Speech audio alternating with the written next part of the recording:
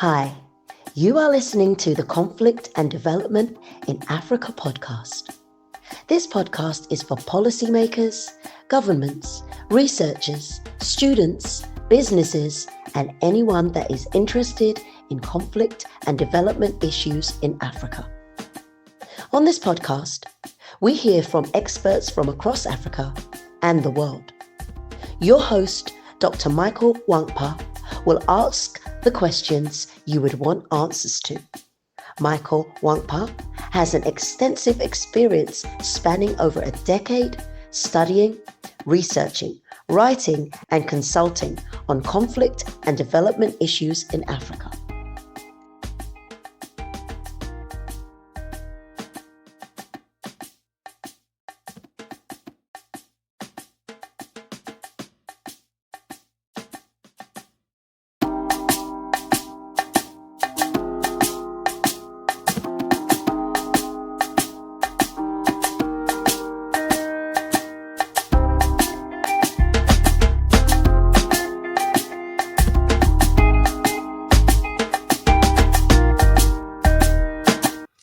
Hello and welcome to another episode of the Conflict and Development in Africa podcast. I'm your host, Dr. Michael Nwankpa. Today we're going to be discussing the conflict situation in Mozambique.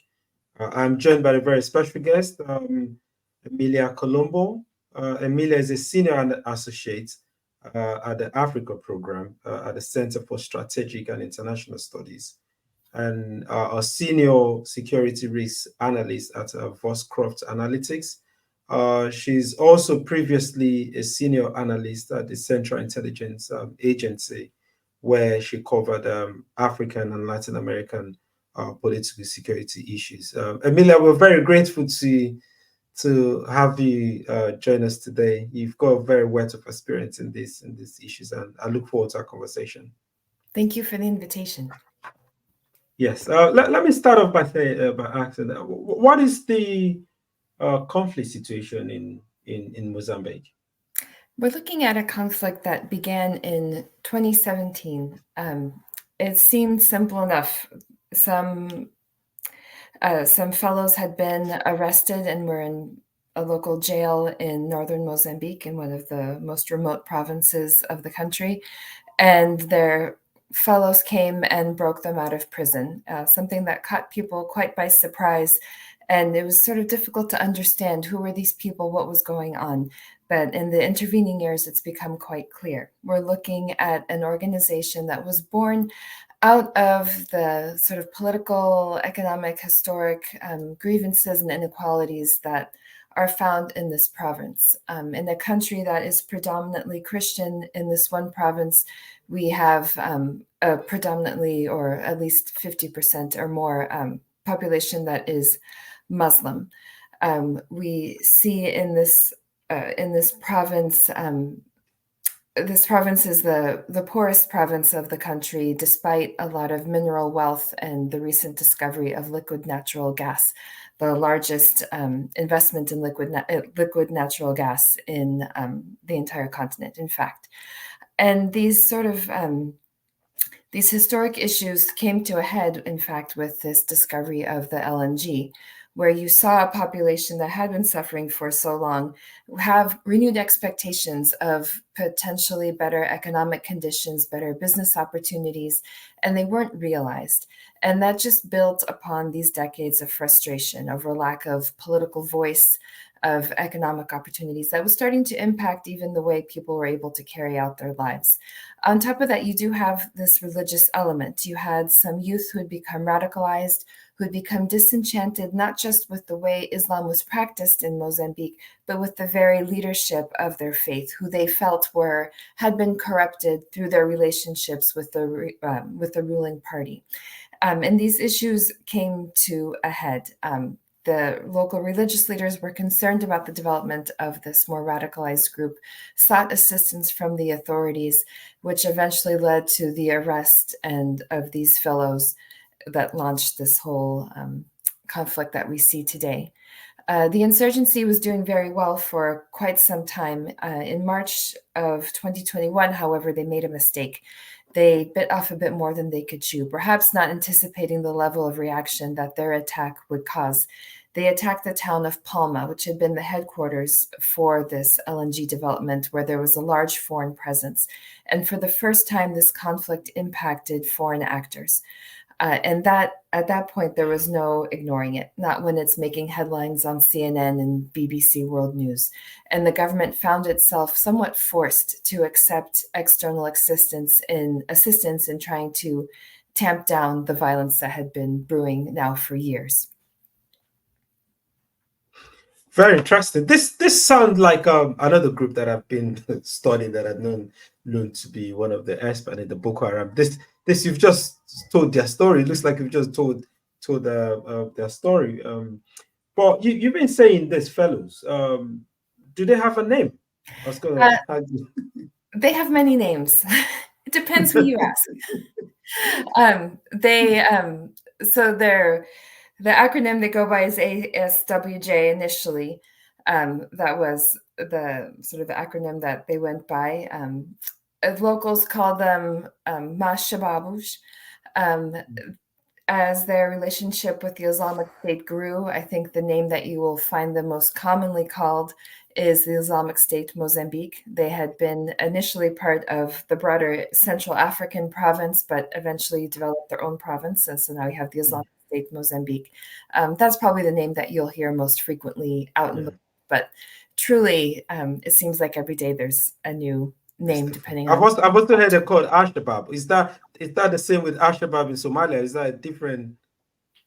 Completely different. In this case, because so many of the members of this group were just local youth, people would call them Shabab because they're youth.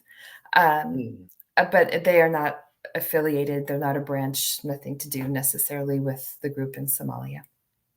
So this group, have they, so even if we understand that the region where they come out from, it's one that has been excluded, they have legitimate grievances. Have they expressed any, maybe in the document, official statement to say, this is what we want? Do they have a creed? Do they have a declaration of what they're fighting for, what they want? Have they made any claims?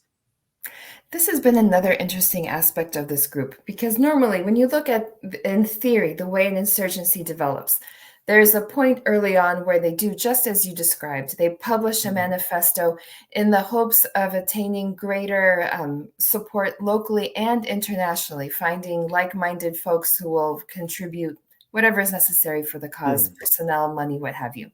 This group has been a little bit different. They've been, during that period where one would expect a lot of publicity, they were low profile. We see occasionally in those early days some video, very low quality video of them speaking to groups where they talk about fight. And this is something that, again, they'll mention in meetings with locals and interactions with individuals that eventually makes it out into the world. A desire, they represent themselves as advocates of the people in a place where the government makes its money off the backs of the poor, particularly the Muslim poor. They're there they exist to fight for the people's rights. The vision is to form their own caliphate, and we have recently seen some efforts at governance at a very small scale. But that's the end game that they share with the people as they meet. A lot of their propaganda, when you see the propaganda associated with this group, it comes from the Islamic State's media channels. This group themselves stays very local, communicating verbally, occasionally through graffiti. Lately, they've also been publishing or posting notes around places where they've been, informing people of taxes that they're imposing and why they're imposing the taxes. But their creed and manifesto has been pretty low profile and very targeted to their local audience. So we've seen, so it's quite interesting. It's quite maybe a bit of an irony. So we see early on with the group in the Sahel, with Boko Haram, we saw a lot of popular support where the people kind of understand and share empathy with what the group stands for, what they aim to fight for, until they turned against the people and started killing civilians. Well, in Mozambique, we've seen a lot of civilians have been killed, and it's quite, from 2017 to now, it's quite a small distance of time. Is there any kind of popular support? Is what I'm trying to get at. Or at any point in time, was there any popular support for this group? That is a very important and interesting question. What we've seen a lot of ups and downs in the relationship between this group and the civilians. On occasion, you'll hear these very heartwarming stories of where they paid for elderly folks to evacuate villages. They gave them the money so that they could get out of harm's way. But those stories have been quite rare. What we saw initially was a very concerted effort to just move civilians out of the way, to avoid those situations where they could potentially provoke a strong reaction from civilians. Governance is tricky. Keeping civilians in the area and trying to manage them, you don't know which way that's going to go. That takes some risks. So what we saw them was avoiding that risk altogether and really encouraging and pushing and forcing people out of the way. The consequence of that, however, was a loss of resources. Even if people weren't specifically supportive, they nonetheless had their little farms. They had economic activity that the insurgents could take advantage of. But with the movement of people out of the areas where they operated, they lost a lot of that. So what we've seen in recent months is an effort to repair that relationship, to go into villages and not steal, but pay at high prices for things that they need. There was some interesting video and footage of them in a town back in February, walking around with children and with women and trying to be part of the community. But that, I think, has produced mixed results. You still see people fleeing by the thousands. Even at the mere rumor that insurgents were coming, they would flee by the thousands. So there's definitely a very damaged relationship. I think to some extent their message perhaps does resonate, but the way they carry it out, the violence against the civilians, has likely reached a point where that relationship is also broken and will be very difficult to repair. We can't ignore the what you rightly stated when you were talking about the legitimate notion or the argument that this region has been neglected for long compared to the south. What I was going to say, if you look at it in terms of the long history of conflict in Mozambique, the civil war and all of that, the political situation, how much does that play into this current conflict? Is it totally separate from it, or does it tie into this current in any way? I think there is, like you say, we can't ignore it. It may not be a specific driving force, but definitely it has a strong influence. Interestingly enough, this province, Cabo Delgado, is where the revolution against Portuguese rule began. Interestingly enough, the president of Mozambique is from this province. He is from, but a separate area from where this insurgency started. He represents sort of the in group, whereas the insurgents will represent themselves as the out group. The out group. So those sort of the way the politics developed in the country after the War of Independence, and then the Civil War, does have an impact on the politics of this conflict. The sense that. So to take a step back, when we look, for example, at the War of Independence, it started in Cabo Delgado, but the primary fighters were of the Makonde ethnic group. These are the people who now receive pensions for their service during that conflict. Less involved, or at least benefiting less from these pensions and other political and economic benefits, are the Mweni people, the people along the coast who formed the initial backbone of this insurgent group. So right there, we start seeing how this historic conflict fed into some of the pre-existing political and economic divisions in the province. Renamo tends to do well in this province. The group that subsequently, when there was a civil war in Mozambique, the opposition group it tends to do well politically in this province, but in an environment where political freedoms are somewhat restricted, where elections aren't always conducted in the most transparent manner, it's easy to see how one might feel their political voice is not being heard when Frelimo, the ruling party, continues to win in the province. So again, these things are sort of dancing at the margins, but definitely having an important influence in the development of the conflict and the grievances that drive the conflict. So what we've seen definitely, like every other conflict, this conflict has created some humanitarian crisis. And but again, we also see that there's a political economy to it. Like Riley pointed out, it wasn't until this group attacked Palmer, it wasn't until they struck at the heart of those interests that we begin to see this. So what is the scale of this, or what is this? Can you talk about the political economy of this conflict? Because it's easy to look at the humanitarian side and then conceal the political economy that drive this. Can you talk about those?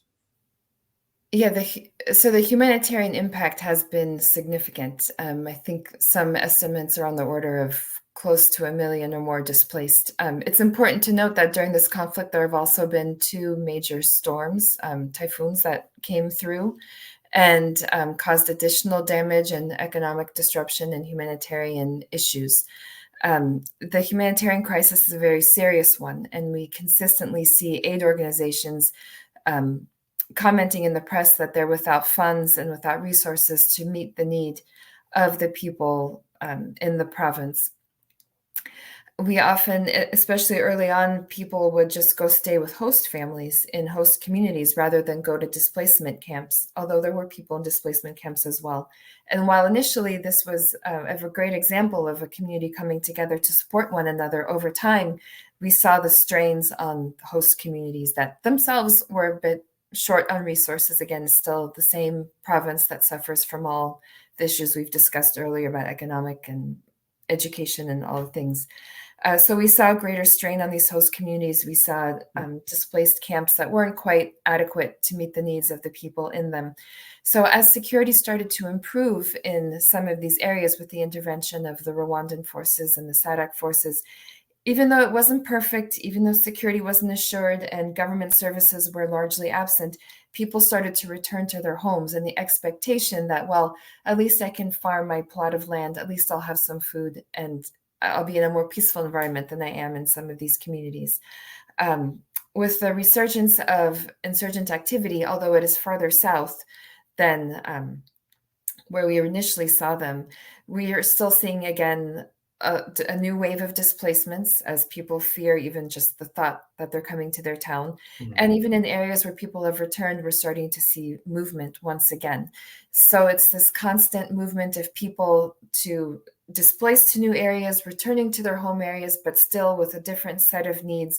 It's created a lot of pressure on the humanitarian aid community, in large part because the state presence has always been weak and it has not improved significantly, even with the introduction of these foreign forces and the beginnings of some stabilization in these areas. So there is a lot of economic disruption.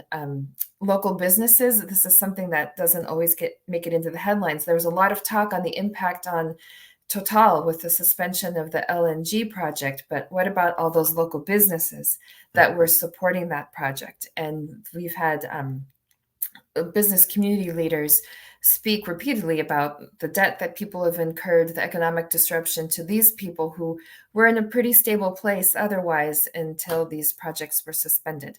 So we've seen pretty widespread economic impact in the province throughout sort of the layers of economic activity. So, but one thing that amazes me is before this conflict, for the longest, for over 2 decades, Mozambique was seen as one of the fastest growing economy. And but how did it squander that? What were the factors that were led to that, and how did they manage the economic sources or economic prosperity that they enjoyed at the time? Well, I think when we talk about that period of growth, we're really talking about southern Mozambique. And again, that kind of feeds into this inequality grievance that comes up in this conflict. Southern Mozambique, that's where the weight of the country is. If you look at a map, the capital is at the very tippy south. It could not be farther from Cabo Delgado unless we moved it into a different country altogether. There is this sense that Cabo Delgado is it's its own entity. When you even look at, there are few roads that connect the north to south. A lot of it is just east to west. So it's very cut off. It's a community, as I said, that's predominantly Muslim, where Portuguese is not very widely spoken. It's Swahili and other local languages. And interestingly enough, this sense of division, this sense of exclusion is so deep that when you early on, there were complaints from locals that all the jobs for the LNG were going to foreigners. And in this group of foreigners are Southern Mozambicans. They aren't necessarily seen, they're seen as different. And it's been an issue for the military as well, and the police, who are largely staffed with Southerners who go up to this province and they don't speak the language. They can't communicate very easily with locals and are seen almost as a foreign force themselves. So again, when we talk about all this development, it was concentrated on the south. The north didn't see that much of benefit. It's still the province, Cabo Delgado is still, and all three northern provinces, but Cabo Delgado in particular, the place where illiteracy is the highest, where the poverty rate is the greatest, and economic inequality is the greatest. It didn't see as much of that benefit because it's so not part of sort of the bigger, I guess, political picture, if you will. I think this also speaks to some of the colonial legacies that maybe they inherited, kind of like political structure or that kind of stuff. But if you then look at it, you mentioned earlier that Renamo, functions in those, areas where they feel excluded, and so So what is the composition of Renamo? Well, I guess what I'm trying to say is, do they have components from Cabo Delgado within Renamo's leadership or within Renamo's kind of like operation? I'm less familiar with the structure of Renamo. I think when you look at the areas where this conflict has been the hottest, these are areas that have not really benefited as much from Frelimo. And so there's an appeal for a non-Frelimo entity. So I think that's that's a big part of that, of the opposition party's sort of popularity or influence in that area. I'm less well versed on its composition. Okay, that makes sense. I think that also feeds into the political economy. But if we look at the government forces themselves, it does seem that in places where this happened, there's always where the general security forces is always very weak to control things, and then they have always relied on external forces and all of that. So, like you mentioned, we've seen the Rwandan forces and the sort of how much success, because I think they initially created that security that guaranteed people coming back, but we've also seen, like Riley said, crisis creeping up again. So how would you assess the military response in terms of from SODOC, from Rwanda? How would you assess it? It's been complicated. You've mentioned these three. There are other armed actors as well. The government has also, we've seen develop different local forces, local militias, some of which the government has actually officially sanctioned as part of their security response. Some are more informal. So it's a very complicated picture of armed actors in this province. I think in terms of introducing security and stability, in terms of developing a positive relationship with the civilians, the Rwandans have probably shown the greatest success, if you will. The areas where they were deployed purposely to Palma, to Mocimboa da Praia, a very important port town that the insurgents had controlled for about a year when the attack on Palma occurred. And they were very quick and efficient in clearing those areas and holding them. They speak Swahili. They went out and spoke to civilians. They would hang out with the moms as they were making dinner, and they produced beautiful videos to show the public how they were being so successful with the civilians. They've helped reopen schools, and again, we've seen lovely pictures of them holding children with books, creating a very positive image of what they've done in the province. And to be fair, we haven't really heard complaints from civilians. If anything, what often comes out is there will be a conflict between civilians and the Mozambican armed forces, and they'll turn to the Rwandans to intervene and to mediate that dispute. So they seem to have done quite well in the areas where they were deployed. And when we've seen other, for example, there was an instance where the insurgents started creeping closer to mining interests in the south. And again, we saw a deployment of Rwandans quickly into that area. So they've been done well. They've been pretty reliable. The SADC forces, and one other note I should add is that they were very warmly welcomed. This was a bilateral agreement that the Mozambican government and the Rwandan government concluded together, sort of kind of quietly, and it was done.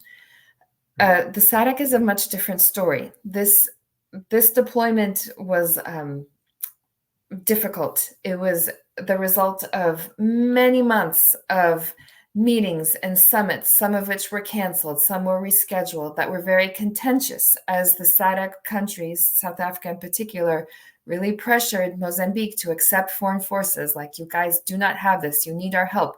And the Mozambican government was very adamant that they would drive this response in their country.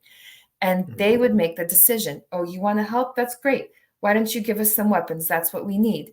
But that wasn't what they got. Once we had that attack in Palma, there was no more resisting.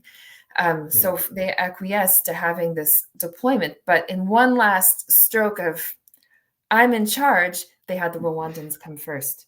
The summit where they were going to finalize these details was canceled when Nyusi went to Rwanda and finalized those details. And then the SADC forces came, much to the great consternation of some of the leaders of the organization, that this is the order of events. So they've been deployed in less high-profile areas. Their record has been a little bit more mixed. You see more complaints from civilians that they weren't as responsive as they would have liked, a sense that perhaps the insurgents were less afraid of them. But nonetheless, as we speak about their departure, we are seeing an uptick in attacks. We are hearing stories of people, of meetings where SADC leaders are saying, okay, well, we're leaving now, and civilians expressing regret at their departure. And that leaves us then with the Mozambican forces, which have a much more checkered record than either of the external actors, which is quite worrisome because at the end of the day, the Mozambican government is right. It is their responsibility to determine the response in their country. It is their responsibility to drive what's happening there. And they can't outsource it to these countries. They really need to develop their own response. They need to get their forces in order to handle their security, and we haven't quite seen that they haven't quite reached that level yet. We still, even as recently as February, during this recent wave of attacks, heard stories of troops fleeing, an attack on a barracks where, again, they had to flee, and some died, and the insurgents were able to take stuff from the barracks, equipment and whatnot. We still hear stories of attacks, not attacks, but harassment on civilians, and to some extent, reports of attacks too on fishermen and whatnot. So their record is not good, and it doesn't seem to be improving to the level that is required to backfill these foreign forces as they leave. And that's probably the most worrisome part of the story, because these foreign actors, they're there because it's in their national interest today. Is it going to be in their national interest tomorrow? And then where does that leave the Mozambicans if something happens and we see a reduced presence of even the Rwandan forces? I was going to ask. Thank you. You mentioned national. I was going to ask something as well. Let me just take you up on that in terms of national interest.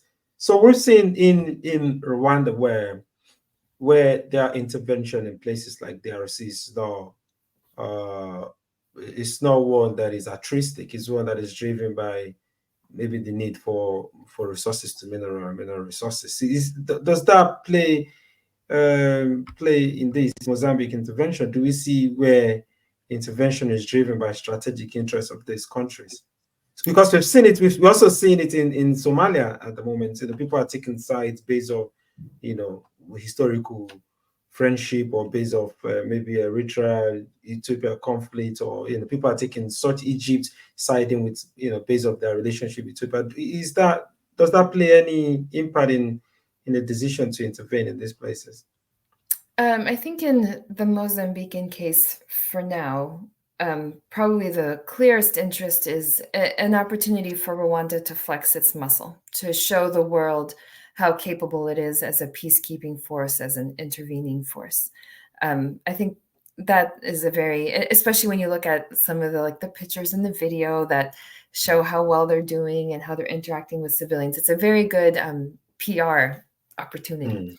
There is a lot of discussion, however, about some of the darker sides of this intervention, of extradition agreements between Rwanda and Mozambique regarding Rwandans in Mozambique. You had a lot of people there, Rwandans there, who are not in favor with the government and who are now at risk of being sent back to Rwanda or experiencing some other kind of difficulty in Mozambique. They're less safe, perhaps, than they used to be. There's also talk of to what extent Rwanda might benefit from the LNG once it gets up and running again, especially given its presence in that area. Occasionally, you'll hear stories that Rwandan security groups like private security are getting contracts and benefiting in these ways. That's actually been one of the biggest criticisms of this deployment, was just how under the radar it was done. And a very deep concern among Mozambican civil society members that there's more to the story than meets the eye, and that Mozambique may eventually end up paying a pretty steep price for this intervention. But some of these details, again, remain to be revealed. Yeah, it does seem like it's quite amazing. Like we did I did an interview on the Somalia and Ethiopia. It does seem that even within the continent there's a drive for hegemony. There's a drive for whether it's Ethiopia, whether it's Rwanda in the Horn, East Africa. But I've not seen much of that drive in West Africa, for instance. I've not seen where Nigeria is pulling its muscle, flexing or trying to. It's quite surprising that I've not seen that. But there's something you mentioned about. So the Mozambique armed forces, I think they've received some kind of like training and from the EU. How much impact is that going to make moving forward? They have received training. There are units, Marines, I believe, who have received training from the EU. There are military units that have received training from the US. I believe Rwanda was going to provide some training to the police, and in a recent statement to the media, some Rwandan officials indicated they would provide training to the military as well. There are a couple of issues here. So these are different actors providing training, and I don't know that they always coordinate. There's a bit of stovepiping within the military, and I think some of it is quite purposeful on the side of the Mozambican military. And so it's unclear to what extent this training is compatible with each other, to what extent will these units collaborate at all, what the impact is on the overall organization. Fundamentally, even if we have a few units that are quite capable, we still have the issue of the fundamental sort of culture and structure and operation of the military. We still hear reports that soldiers in Cabo Delgado aren't being paid. For many people joining the military, it is a requirement. Not everybody necessarily pursues that requirement, but many who do are kind of looking for a stable job. It's not necessarily a patriotic motivation. It's more of a financial concern, which again kind of tinkers with your mindset when you aren't really getting paid and you're in a place where it's quite foreign to where you are from. We still hear reports of lack of shortages of just equipment, of uniforms, low morale, and these sort of issues. So there really needs to be a sort of an overhaul of the military to create a long-term strategy, to create a culture where the military isn't serving the seating government, it's serving the people, where if you violate someone's human rights, you are most certainly held accountable. And civilians see that they can trust their security services to protect them and their interests and not other things. So this training, while beneficial perhaps to the units that are receiving it, it still doesn't address these more fundamental issues that will be necessary to address for sort of the long-term success of the security services. But you don't think that the overwhelming approach is quite a militarized one? Is there other non-militarized approach that have been deployed to this issue? And this is the big issue. Having all these additional forces come in, all this talk about the military really obscures the second half of the story, which you just raised, the need to address these non-security issues that are so important to the trajectory of this conflict. It's not just about killing combatants. They can be replaced, even leaders, as we saw in August. One of the most high-profile leaders of this organization was killed. That didn't really, okay, someone else came in and they've carried on and they launched these elaborate attacks, and we've seen this like new strategy with civilians. There's always often someone to come in behind to carry on the fight, so long as there is a reason to fight. And focusing on the fundamental grievances of this conflict is really important, but it's something that's been really neglected. The government has set up organizations, government entities that are supposed to be focused on the economic development of northern Mozambique writ large, not just Cabo Delgado, but the neighboring provinces as well. And that entity has really had struggled to get off the ground and to really make an impact. And so we're a bit stuck. This military strategy is not the answer. Studies of insurgencies since World War II show that the countries that are most successful in rolling back the insurgency and reestablishing governance are the ones that have a multifaceted approach that, yes, deals with the security issues, but also deals with the economic issues, the political issues, the social issues that are underpinning the conflict and giving people a reason to get involved.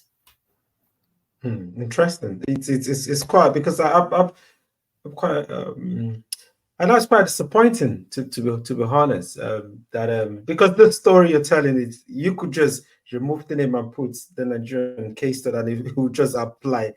So it's very there's the same issue of what goes on, low morale with the soldiers, and that divorce between the civil military relations and stuff like that. But if we come to this group itself, how is it getting funded? Though we know it has affiliations to ISIS, but ISIS Central itself has been weakened. In the last few years, we've had they've been stronger in Africa. We've had with the provinces. So where is it getting its support? Is it getting external support? Who are the people supporting this group? That's a very hot topic that many people have tried to research and discover. It seems like they really just live off the local economy and whatever they can obtain from the local economy. People who have left, who have been held hostage. In fact, there was a hostage release not too long ago as part of Ramadan. And those folks have reported that a lot of poverty and suffering in insurgent camps. We often see reports of them, if not buying stuff, then stealing things. Some of the founding members were businessmen, traders, so perhaps that's something that they can still leverage. We hear reports that they try to plot land and grow their own food and basically live off the local economy. People have looked into their role in the illicit economy, and it doesn't seem to be as important of a factor as one would expect. It's not like the Revolutionary Armed Forces of Colombia that completely thrived off the cocaine trade. This group doesn't seem to be quite as deep in the pockets. Although, again, it's interesting that they were able to pay such high prices for local goods. But research into their funding really points to a very contained local unit, because as you said, the Islamic State, it's an interesting relationship with its provinces. It seems like the key contribution it provides is some learning and the propaganda, making the local group seem like a much bigger deal than it would have otherwise. Yeah, it does seem to me that the group in Mozambique is one that can be contained with a much intentional, non-aggressive, non-military way. I think it's one where it does remind me of again Boko Haram in its early stages, before it becomes hijacked by more global stuff. But if we go back to the elections and look at with Renamo and Frelimo and all of this situation, look at the peace deal. It does seem to me, again, if I go to the colonial legacies and look at how it creates all is that north-south divide. And I wanted to ask you how, in your own opinion, how can what are the potential solutions to these issues? How can we deal with these issues to get more long lasting? So let's say, how can we do in the immediate, medium time and long term way? How can we achieve solution to it? Because it does seem to me that this is still one that can be maybe not nipped in the bud at this time. We've had, but at least I still see it as one that is, like Riley said, not very advanced and sophisticated. Yes. And this is a tricky question too, because people have floated the idea of like, oh, let's just negotiate with them. But like, actually, like, who would you negotiate with? Like, who has that authority? And because they've been a bit vague about what they want, like, what are we negotiating? I think an important first step, and again, it's like a long-term ideal solution, not going to happen tomorrow probably, but I think it is that political liberalization, that giving people the confidence that their vote matters and conducting votes in a way where their voice is heard. Because I think that underpins a lot of the complaints, a lot of the grievances, the sense that, oh, I don't have access to economic opportunities like these folks do. Oh, even my faith has been corrupted because of this political relationship. Everyone in the South is benefiting, and I'm just up here in the North. So how do you? I think one way to sort of start stitching up these threads, maybe an important step would be allowing people confidence in their vote, and maybe the ruling party loses, but at least people have a little bit of faith restored in the system. Mm-hmm. I think the economic opportunities is an important one too. And it's a tricky one because, again, we're dealing with a community that hasn't had as many educational opportunities, that perhaps is legitimately not qualified for some of the positions that they'd aspired to achieve. So I think, again, improving education, improving economic opportunities for people who have been marginalized historically, I think will be important too in kind of restoring faith in the system. But it's a very long process, and one that I think every day gets pushed back a few more years when you think of all the displacements, all the schools that have been closed, all the traumas that these children have experienced. Even if we just give up on the present generation, like, okay, well, the kids will figure it out. I don't know how they'll figure it out if they haven't been to school, if they've been traumatized and aren't receiving the support they need, if we're in an environment now where previously people, maybe they were different, but they kind of got along and carried on their lives in peace side by side. But now we don't have that peaceful coexistence anymore. And to what extent has that bled into society and frayed sort of the things that kept society together? So it seems like there should be a fairly simple solution, like let's have free elections. Let's have a security force that's respectful of locals and that is there to serve the people. But these simple solutions will take a very long time, I think, to develop and require some pretty significant changes at the core of the country to put in place. Well, you've rightly mentioned these things, and they look simple, but they're not far-fetched. To be honest, the things you've mentioned are not far-fetched, but they get complicated with each person there as people get displaced and people don't get this. There has to be a long-term plan for this. Well, I have to let you go. It's early. I really enjoyed this the situation. But I guess before I let you go, I was going to ask, if that is the long-term plan. People want to say, before we get to the long-term plan, what is the bridge? What is the what needs to be done now? What needs to be done now? I think first and foremost, starting to address, as you mentioned, those non-military issues. I think that is such an important first step. Having the state provide aid, or at least, because in some cases, I think sometimes the state seems like an obstacle with the red tape to get humanitarian aid, with reports of corruption in the distribution of aid. Even just helping people see the state as an ally, having a positive state presence in these areas, addressing these fundamental grievances, reopening the schools, providing that trauma support to people who have really suffered, providing economic opportunities and a measure of stability, addressing sort of the issues that are dividing communities today. And then at the same time, though, of course, continuing that military pressure on the insurgents, but in a way that isn't harmful to civilians, in a way that shows civilians the state is their partner and is there to defend them and to protect them, I think would be another important first step. And just fundamentally having the state own this and lead this and make it very clear that they indeed run the show and that aren't outsourcing everything to foreign troops or to foreign aid organizations and foreign governments, to really show leadership and coordination of all these different moving parts, to show the locals that they are the state, they are the government, and that they're there as a service to them.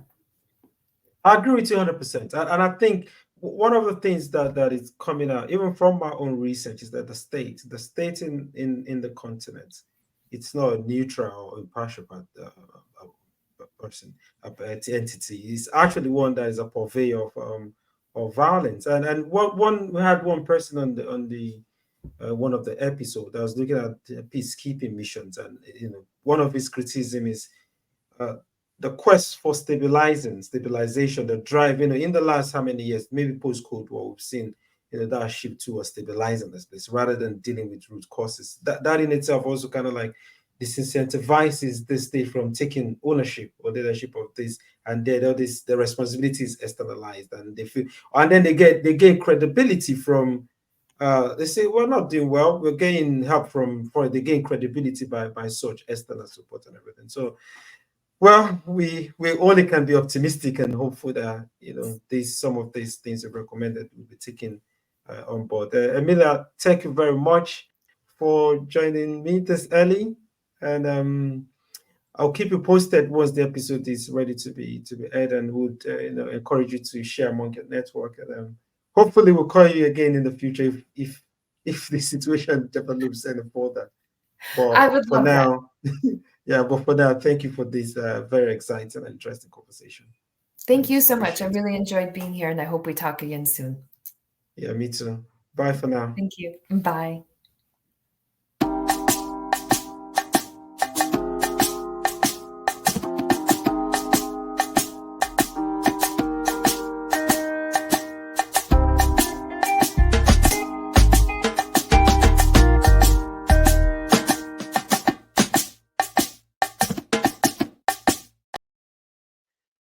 Thank you for tuning in today for yet another exciting episode. I hope you enjoyed this as much as I do. I want to encourage you to hit the subscribe button, like and share our videos, and I'll see you next week. Bye for now.